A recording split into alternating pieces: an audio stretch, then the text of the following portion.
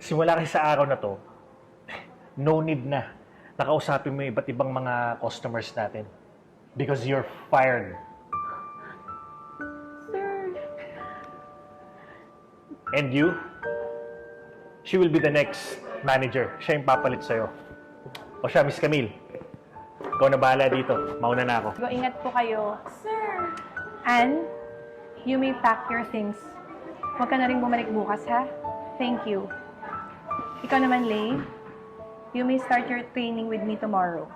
Alam mo, totoo ba ito, ma'am? Ang bilis na pangyayari. Ayaw mo? Hindi naman sa ganun, ma'am.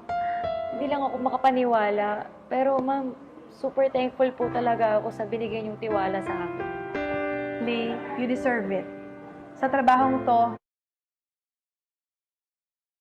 hindi lang pagiging masipag ang usapan.